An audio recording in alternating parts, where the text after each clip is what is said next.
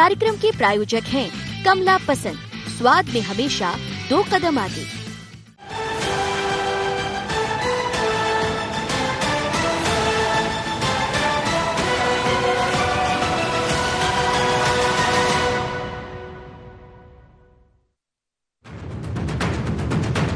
मध्य प्रदेश में एक बार फिर सरकारी कर्मचारी और अफसरों के तबादले होंगे।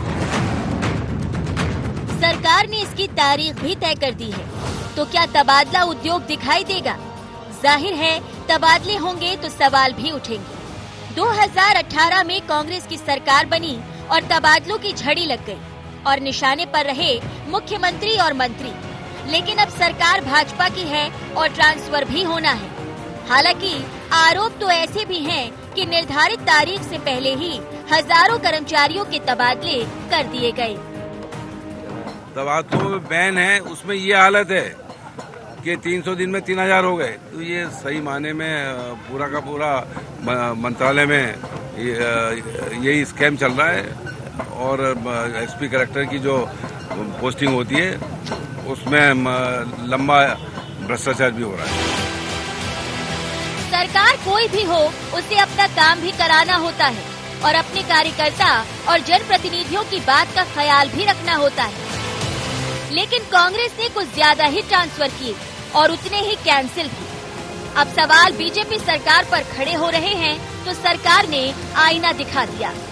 कांग्रेस का काम आरोप लगाने का है।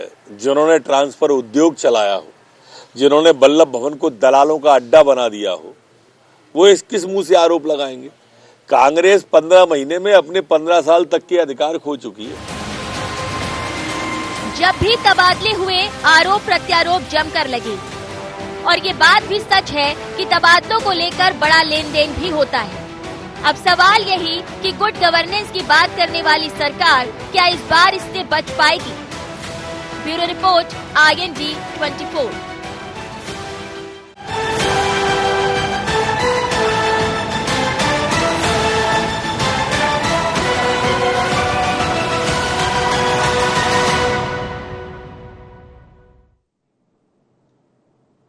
IND एजेंडा में आपका स्वागत है। मैं हूं मनोज सैनी। आज का एजेंडा है तबादला, उद्योग और सियासत। इसी पर हम बात करेंगे, लेकिन उससे पहले डाल लेते हैं कुछ खास बिंदु पर निगाह। सरकार बदलने के बाद फिर क्यों उठी तबादला उद्योग की बात? क्या तबादले को लेकर होता है लेन देन?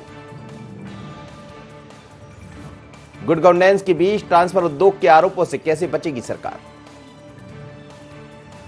क्या तबादला नीति पर सवाल उठाकर सरकार को घेर पाएगी कांग्रेस?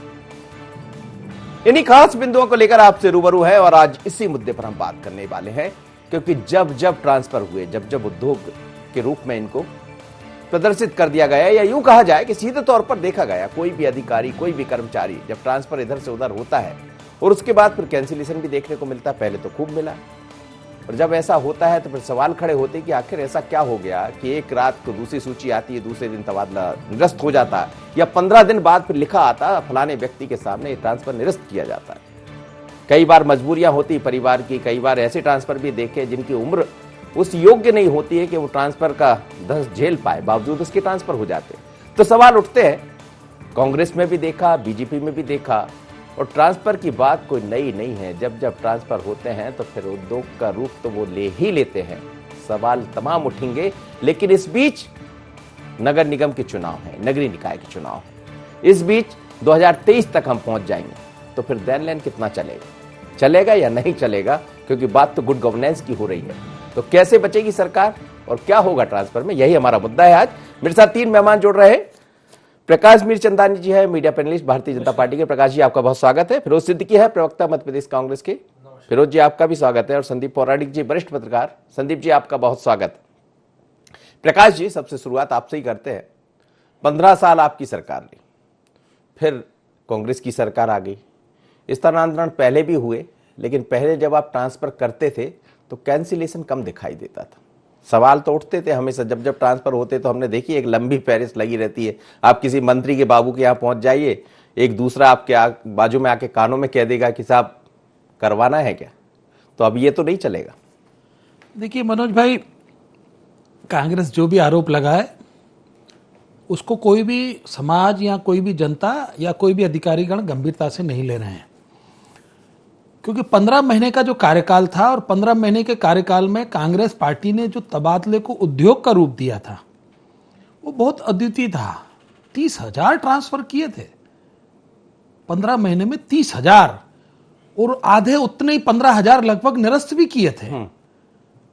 तो ये जो विषय था कांग्रेस का, उसको भारतीय जनता पार्टी के अभी जो 11 महीने का जो शासन हुआ हमारा मार्च से अभी तक का, उससे आप नहीं कर सकते कंपैरिजन। उसके लिए केवल कांग्रेस आरोप लगा सकती है, इससे मतलब ज्यादा उसके कुछ लिए नहीं कर 15 महीने सकती। रुकना पड़ेगा, नहीं, देखना 15 पड़ेगा। महीने आंकड़ा 3,000 हाँ। पहुंच गया। दूसरा मेरा ये कहना है कि हमने मार्च से, जब से माननीय शिवराज जी ने सत्ता संभाली, उसके बाद आज 11 महीने हो गए। 11 महीने तक 15 महीने के कार्यकाल में कमलनाथ की सरकार में जितने अधिकारी पैसे देकर अपनी पोस्टिंग करा के काम कर रहे थे, हमने सबको अवसर दिया कि गुड गवर्नेंस के लिए आप काम करिए, ठीक है आप आ गए हैं, लेकिन आप ईमानदारी से, निष्ठा से, बिना भ्रष्टाचार के आप काम करिए, गलत काम मत करिए। मध्य प्रदेश को सुचारू रूप से प्रगतिशील और सुदृढ़ मध्य प्रदेश बनाने के लिए काम की, जनता की सेवा के लिए काम करिए। लेकिन उनका तुर्रा यह था कि उनको ये लगता था कि हम चूंकि पैसा देके आए हैं और हमको किसी भी सूरत में ये सारे का सारा गलत काम भ्रष्टाचार के माध्यम से करना ही करना है, तो कब तक आदमी किसको, कब तक उनको झेलेगा कोई भी व्यक्ति। इस दृष्टिगत ये सारा विषय है। और हमने कोई थोकबंद तबादले नहीं किए, हमने तो बराबर तारीख आ रही है ना, अब आ रही है ना, 1 से 30 तारीख आपने बता ही दिया अप्रैल में, सबको तैयार रहने को कह दिया कि सब, मैं ये नहीं कह रहा, वो तो बाकी चीज कांग्रेस कहेगी, कांग्रेस के एक लिमिट में, एक सीमित दायरे में, चूंकि उन सारे लोगों को भी पता है कि जो लोग गड़बड़ कर रहे हैं और वो सारे के सारे निगाह में भी हैं, उनको चेतावनियां वरिष्ठ अधिकारियों ने भी दी है, प्रशासनिक लोगों ने भी दी है। उसके बाद भी अगर कोई व्यक्ति नहीं ठीक काम कर पा रहा तो गुड गवर्नेंस के लिए ये लाजमी है कि वो ट्रांसफर करना है। कांग्रेस का विलाप यही है कि 15 महीने की जल्दी सरकार उनकी चली गई, वो अपनी सत्ता संभाल नहीं पाए, उसके कारण से अभी आरोप प्रत्यारोप है। फिरोज जी, 11 महीने में 3,000, हालांकि ये बिना बैन के है, रोक लगी हुई है अभी, फिर भी 3,000 ट्रांसफर हो गए, जैसा आप लोग कह रहे हैं, और बात भी सही है। अब जब 18 महीने में देखते हैं तो 30,000, जैसा मीरचंदानी जी कह रहे हैं, फिर आप सवाल क्यों उठा रहे हैं?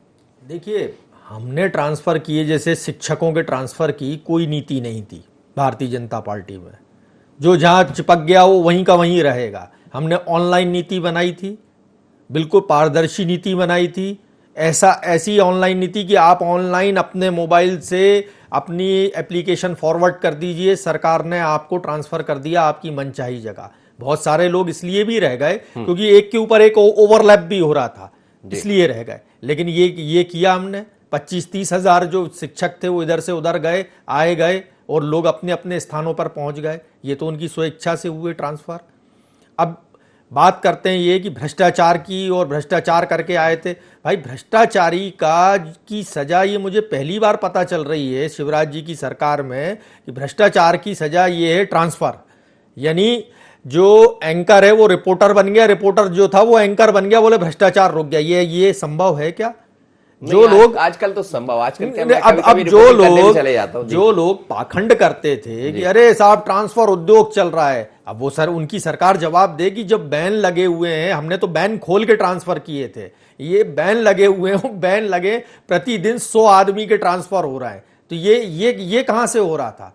अगर लेकिन वो जो हो रहा था कि ट्रांसफर होते थे फिर कैंसिल हो जाते थे, और कैंसिल की बड़ी लंबी सूची थी, इस बात में तो शक नहीं है। देखिए, कैंसिल भी इसलिए होते थे कि अब हमारा विधायक है, वो कहता नहीं मैं इस आदमी को यथावत यहीं रखना चाहता हूं, तो विधायक की बात क्या नहीं सुनेगी सरकार जी? ये हमारे कार्यकर्ता थे, उनकी बात है कि साहब ये तो मेरा भाई है, इसको यहीं रहने दो, वो उनकी बात नहीं सुनेगी कि सरकार। तो कैंसिलेशन तो एक प्रक्रिया है, लेकिन कैंसिलेशन तो प्रक्रिया है। हाँ। लेकिन आप इस बात का जवाब दीजिए कि 187 आईएएस इधर से उधर कर दिए आपने, और हमारी सरकार का गवर्नेंस देख लीजिए, हमने 54% जो थे महिला अपराध के मामले जो थे वो कम कर दिए थे। यही पुलिस थी ना, और इसी पुलिस के माध्यम से किए थे। आज क्यों सीरीज में हो रहा है ये? क्यों लोग आत्महत्या कर लेते हैं बिजली का बिल नहीं देने की वजह से? हमारी सरकार में जरा तो किसी ने आत्महत्या नहीं की। थोड़ा सा उद्योग पे पहले तो बात कर लें, फिर अपन मुद्दे से हट जाएंगे। हम तो ये कह रहे हैं कि हमने हमारी गवर्नेंस जी थी, हमारी जमावट थी। आपकी जो जमावट है तो सरकार में कसावट भी दिखना चाहिए। कसावट तो कहीं है नहीं, ट्रांसफर ही ट्रांसफर हो रहा है। हमने तो हमारी उपलब्धि भी आपको सामने। संदीप जी, सरकार गुड गवर्नेंस की बात कर रही है और इसमें कोई शक नहीं है कि इस बार दिखाई भी दे रहा है, क्योंकि तत्काल में कुछ कार्रवाई ऐसी हुई है। पर अब फिर एक बार चर्चा ट्रांसफर की चल पड़ी है, लेकिन ये ट्रांसफर उस दौर में होगा जब ट्रांसफर के बैन लगे हुए, रोक लगी हुई है। बावजूद इसके 3000 के लगभग ट्रांसफर हो गए। अब किसको खुश करना, किसको नाराज करना, ये हर पार्टी के सामने दिक्कत खड़ी हो जाती। तो क्या ये उद्योग के रूप में बदल जाएगा या फिर सरकार इससे बचना चाहेगी, जैसा कांग्रेस आरोप लगा रही? देखिए मनोज जी, कोई भी राजनीतिक दल जब सत्ता बदलती है तो वो व्यवस्थाएं अपने तरह से करता है, जमावट अपनी तरह से करता है। कारण ये है कि चाहे जिला हो और चाहे प्रदेश स्तर पर, क्योंकि मास्टर की तो आप अपने पास रखना चाहेंगे ना। ये कैसे संभव है कि जो दूसरा राजनीतिक दल था उसके काल में उसके पसंद के अधिकारी नियुक्त किए गए थे, और वो सबसे बड़ी दिक्कत क्या होने लगी है कि अधिकारी खुद को उस राजनीतिक दल का कार्यकर्ता बताने की कोशिश में जुट जाता है। वो मुख्यमंत्री के निर्देश में या मंत्री के निर्देश पर काम करने की बजाय व्यक्तिगत तौर पर मंत्री और मुख्यमंत्री का प्रतिनिधि बन जाता है। जब ऐसा होता है तो जब दूसरा मुख्यमंत्री आएगा, दूसरा मंत्री आएगा तो बदलाव करेगा। और जहां तक आईएएस आईपीएस के तबादले हैं, जब भी सरकारें बदली हैं, जब भी मुख्यमंत्री बदला है, तब बड़े अधिकारी या कहें बड़े सचिव स्तर के अधिकारी, कलेक्टर और एसपी बदले गए हैं, क्योंकि हमें अपने अनुकूल करनी है ना व्यवस्था। गवर्नेंस को भले हम गुड कहने की बात कहते हैं, मकसद हमारा यह कि हमारे अनुरूप चले। जहां तक आपने तबादला उद्योग की बात कही, तो मैं ये कहता हूं कि ठीक है, रोक लगी हुई है। अगर 300 दिन में 3000 तबादले हुए तो मतलब निकलता है 10 तबादले रोज जी। मध्य प्रदेश में कितने कर्मचारी हैं, तबादलों का क्या प्रतिशत है, इस पर भी गौर करना चाहिए। लेकिन मैं कांग्रेस कार्यकाल की एक चीज की प्रशंसा करूंगा कि मध्य प्रदेश में शिक्षकों की इतनी संख्या में एक साथ तबादले बहुत कम हुए हैं।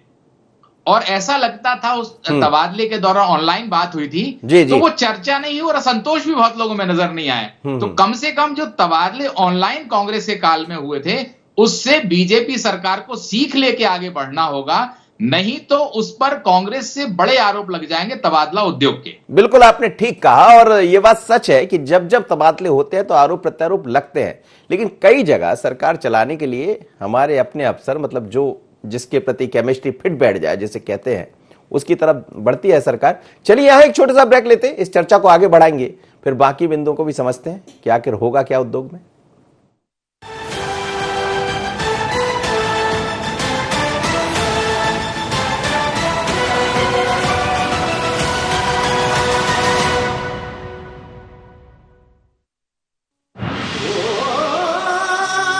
कोई खास है, कोई बात है,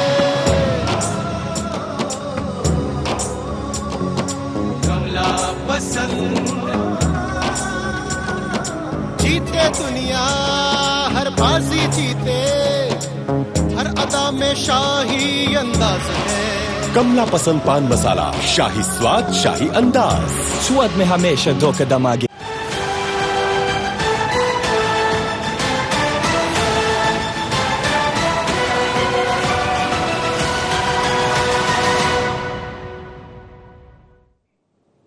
आज हम बात कर रहे हैं तबादला उद्योग और सियासत पर, और 3 मेहमान मेरे साथ जुड़े हैं। वापस चलता हूं मैं मीर चंदानी जी के पास। मीर चंदानी जी, बहुत सेंसिटिव मैटर है, संवेदनशील मामला है, इसलिए कि आप किसको नाराज करेंगे। विधायक आपका है, वो जनता उससे जब चुनती है तो वो चाहता है कि मेरे जो भी काम है उनको कराएं। जब अधिकारी नहीं सुनते हैं तो फिर ट्रांसफर कराते हैं कि साहब हमारे पसंद का अधिकारी बिठा लीजिए।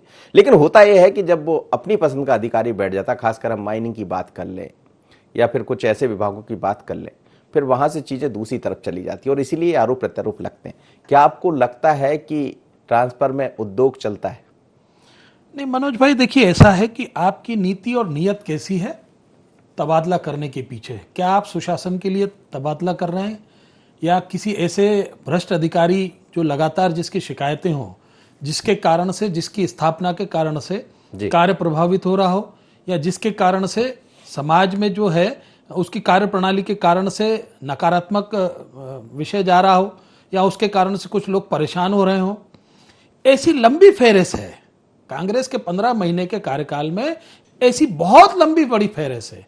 और हमने उन सारे लोगों को, मैं आपको फिर बताना चाहूंगा, यहां पर स्पष्ट करना चाहूंगा, 11 महीने हो गए हमारी सरकार को, हमने भरपूर समय दिया उन अधिकारियों को कि आप अपने स्तर पर, अब सरकार चूंकि बदल गई है, अपनी नीति और नियत दोनों चीज को ठीक करिए, अपने भ्रष्टाचार की परंपराओं को बंद करिए और आप वास्तव में जनता की सेवा के लिए बार बार जो भ्रष्टाचार की बात होती है, इसका मापदंड क्या है? नहीं, देखिए मैं बता रहा हूं ना जी, अभी मापदंड का तो पुष्टि फिरोज कर दी फिरोज भाई ने कि मेरा विधायक कह रहा है, मेरा कार्यकर्ता कह रहा है, मेरा अमुक व्यक्ति कह रहा है, किसी का फलाने का भाई है, किसी का ढिम। अरे भैया काम करना है उसको। आज अगर इस पोस्ट पे अगर कोई व्यक्ति इंजीनियर है या एग्जीक्यूटिव इंजीनियर है, तो वो व्यक्ति दूसरी जगह भी तो एग्जीक्यूटिव इंजीनियर ही होकर ही काम करेगा ना।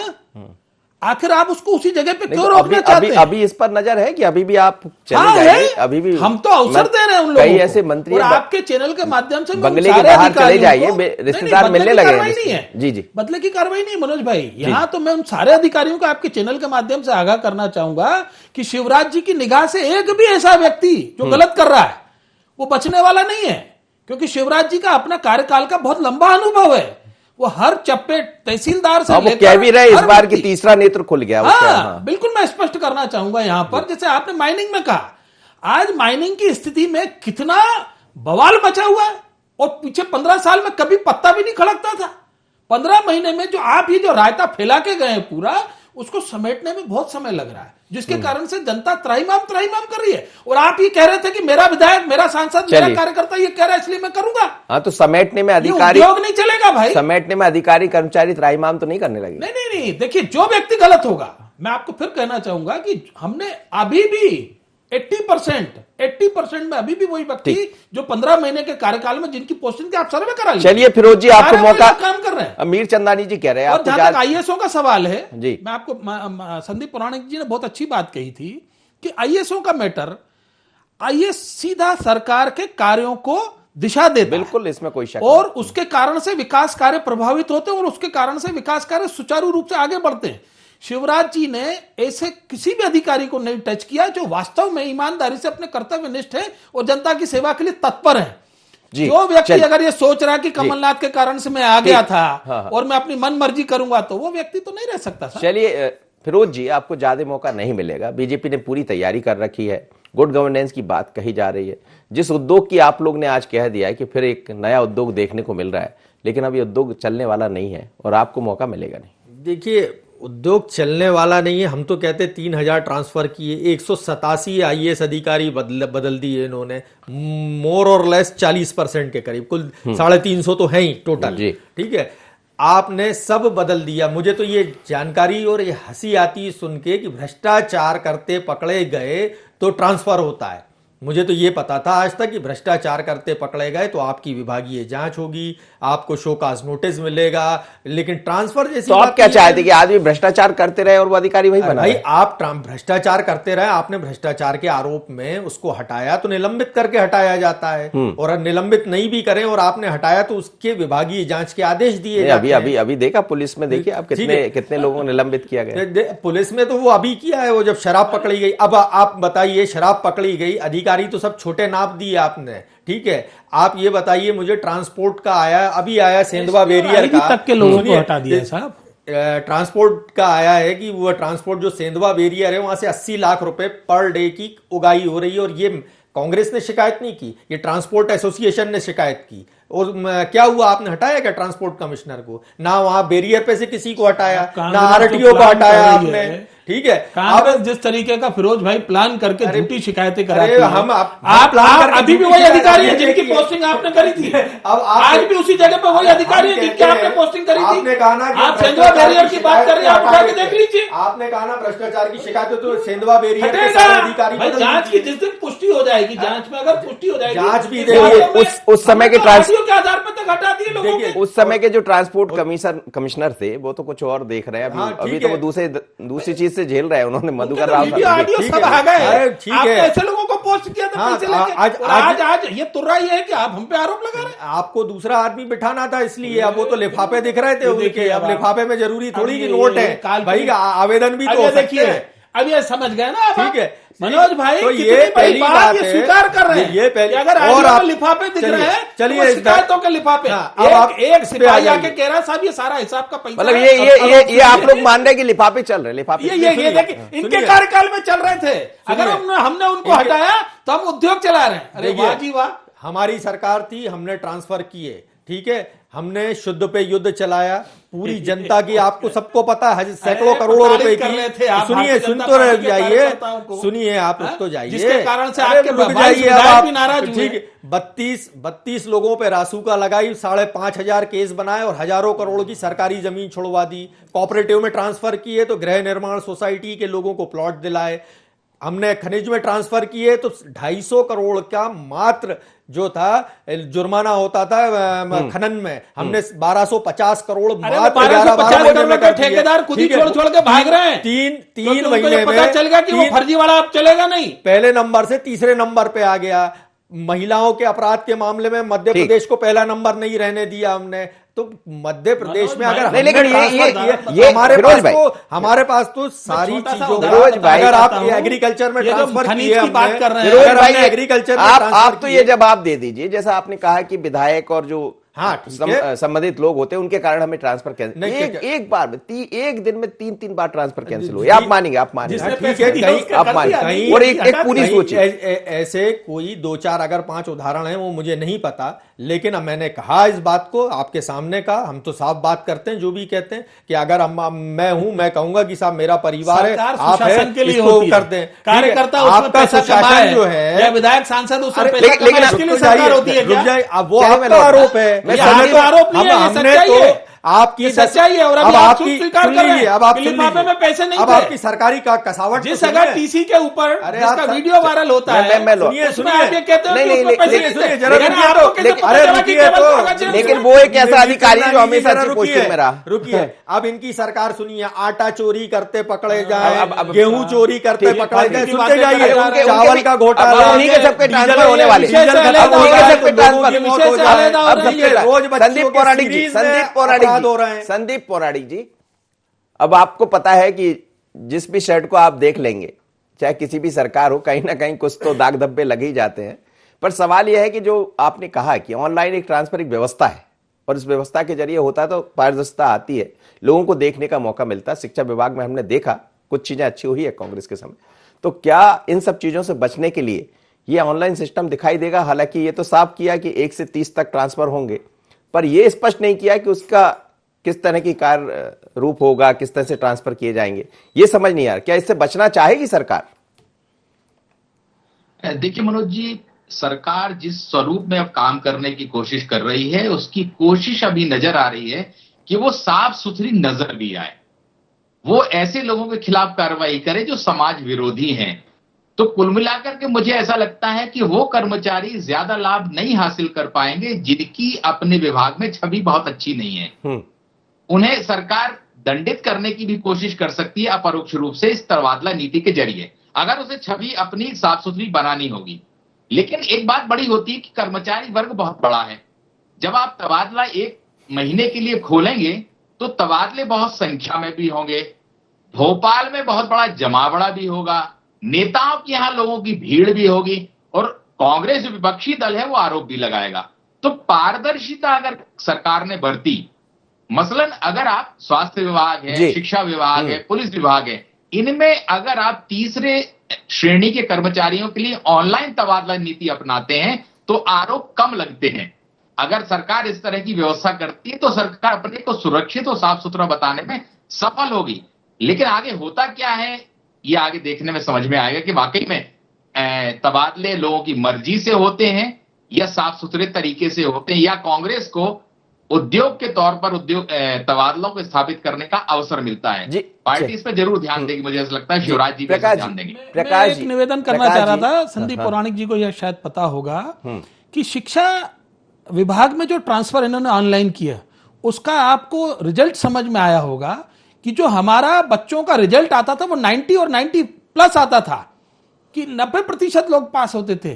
15 महीने की सरकार में जब ये मार्च और फरवरी में जब रिजल्ट आया था ये 56% रह गया था। आपने ऑनलाइन करा, ठीक है, करा आपने, बहुत सारे लोगों ने अपने मन माफिक अपने घर में शिक्षा का कार्य नहीं, देखिए कोरोना से पहले परीक्षा हो गई थी। आप ये मेरी बात समझ लीजिए कि 56% रिजल्ट रह गया। आपकी तबादला नीति जो शिक्षा विभाग में आपने लगाई, आपका ये कहना है कि ऑनलाइन ट्रांसफर नहीं होना चाहिए और अभी भी आप नहीं करेंगे? नहीं करेंगे। देखिए मैं नहीं होता इस मामले में बताने वाला, मैं आपसे समझ रहा हूं क्या आप ऑनलाइन, मेरा ये कहना है आप इनसे बचने के लिए ऑनलाइन बताइए कि क्या हर स्कूल में या हर कॉलेज में या जहां जहां प्रोफेसर की आवश्यकता है वहां उनकी नियुक्ति नहीं होना चाहिए क्या, ताकि बच्चों को सीधा लाभ मिल सके, ताकि बच्चों की पढ़ाई हो सके? ट्रांसफर जब भी होता है केवल ट्रांसफर करना है, कुछ लोगों को खुश करना है, ऐसे तो समाज के लिए कैसे बचेंगे? आरोप से एक लाइन बता दीजिए। नहीं देखिए आरोप से तो यह जहां जिस व्यक्ति की उपयोगिता है, सरकार कोई हार्ड एंड फास्ट किसी का ट्रांसफर ना करने चाहती है ना करने वाली है। हाँ, जिस व्यक्ति की जहां उपयोगिता है, जिसके लिए उसको मानदेय मिल रहा है, उसके लिए उसको भत्ता मिल रहा है, जिस बात के लिए उसको तनख्वाह मिल रही है, उस व्यक्ति की वहां नियुक्ति होना चाहिए जनता की सेवा होने के लिए। ट्रांसफर कराने वाले भी ऐसे लोग आ जाते हैं, वो खुद ही कहते हैं कि साहब ना भत्ता चाहिए ना कुछ, बस ट्रांसफर कर दीजिए और उल्टा भत्ता ले लीजिए। फिरोज जी खूब लिया है आप लोग ने। मैं तो एक बात कहता हूं, ट्रांसफर होते हैं सब सरकारें करती है। ये उद्योग का मामला तो इन्हीं लोगों ने एक पाखंड फैलाया था, तो आज इनको जवाब देना पड़ रहा है। शिक्षा विभाग की जहां तक सवाल है तो 13-14 हजार स्कूल बंद कर रहे हैं ये लोग, ये सबको पता है। ये तो स्कूल ही बंद करे दे रहे हैं, तो अब शिक्षा की गुणवत्ता की तो बात ही छोड़िए। हमारी सरकार थी, मैंने आज आपके सामने 7 पॉइंट ऐसे गिना दिए जो हमारी सरकार की उपलब्धियां थी। ये एक पॉइंट नहीं गिना पाए, इनके 7 उल्टे पॉइंट मैंने गिना के दे दिए। अरे वो आप इसके परिश्रम करिए भाई साहब, ऐसा मत बोलिए, कम से कम सुचारू मत बोलिए। वही देखना है, वही देखना है 1 से 30 तारीख तक वही देखना। बहुत बहुत धन्यवाद आप सभी मेहमानों, बहुत बहुत धन्यवाद, बहुत बहुत धन्यवाद, बहुत बहुत धन्यवाद आप तीनों मेहमानों को। चलिए, तबादला की बात जब भी होती है तो आरोप प्रत्यारोप के कई मामले सामने आते हैं, और आरोप यूं ही नहीं लगते। कहते हैं कि जब धुआं उठता है तो उसके पीछे कुछ होता है, लेकिन क्या इस बार इस धुएं पर पानी डाल दिया जाएगा? आग लगेगी नहीं, नजर तो इस पर रहेगी। सरकार की मंशा भी बिल्कुल साफ है कि गुड गवर्नेंस के जरिए आगे जाना है। जनता ने जिस विश्वास के साथ वापसी की है उसको बनाकर चलना है, लेकिन बनाने में भी बहुत कुछ है, क्योंकि कहीं विधायक नाराज होंगे तो कहीं कोई और नाराज होगा। किस किस को संभालेंगे, नजर रहेगी। आज इतना ही, मुझे दीजिए इजाजत, बने रहिए N24।